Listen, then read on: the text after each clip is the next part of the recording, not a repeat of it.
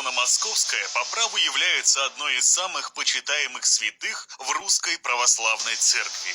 Еще при жизни она принимала тяжело больных людей, лечила их и давала надежду на светлое будущее. Помимо дара исцеления, Матрона умела еще и видеть будущее. Она не разбрасывалась обтекаемыми фразами, как Ванга, и не уходила в мистику, как Распутин. Все очень конкретно и по делу. Жертв много будет.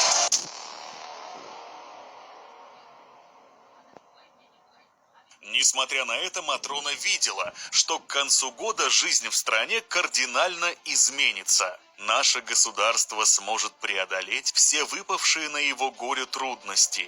В конце концов, нашу страну ждет славное будущее и процветание. Но только в том случае, если люди вернутся к утраченным корням. Вероятно, уже в конце года страна выйдет из кризиса, который станет сильным толчком к дальнейшему развитию. При этом святая рассказала о взаимоотношениях России с другими державами. Великая Россия-матушка и духом, и лицом, и силой. А на запад смотреть царю не след, сила мира лежит на востоке.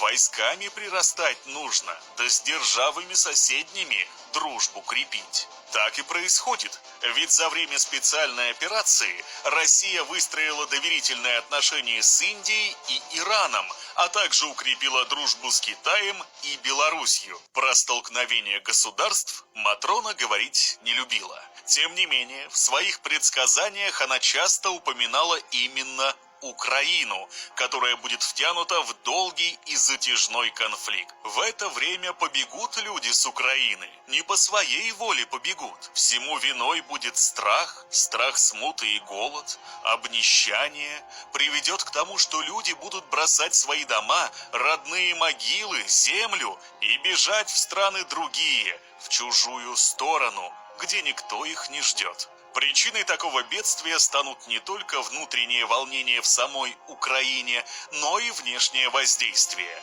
Основным врагом России Матрона видела США. Наше государство должно будет вести очень мудрую внешнюю политику.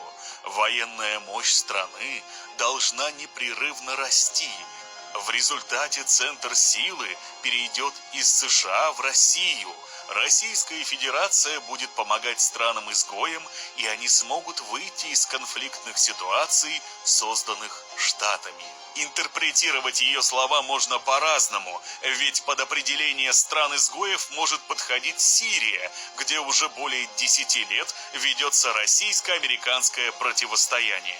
В отношении Украины Матрона отмечала: грядут серьезные и страшные внутренние государственные конфликты, которые заставят полностью пересмотреть свой политический путь. Про нестабильность власти в стране говорить не будем, ведь на Украине всегда в этом плане было все не очень спокойно.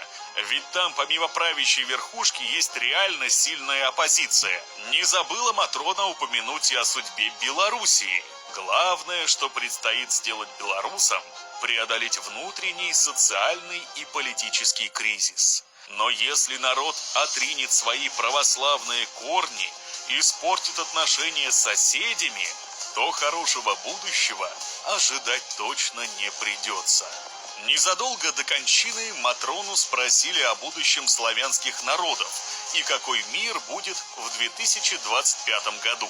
Задумавшись, она ответила, что будет смута, но после наступит мир и согласие.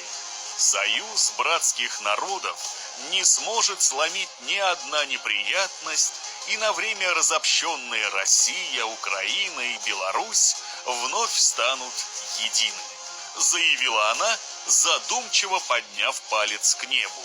На все воля Божья.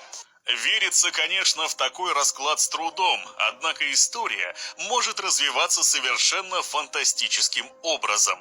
Матрона Московская предсказала при своей жизни много событий, оставив после себя еще множество пророчеств. Хочется верить ее словам, ведь нет ничего ценнее мира.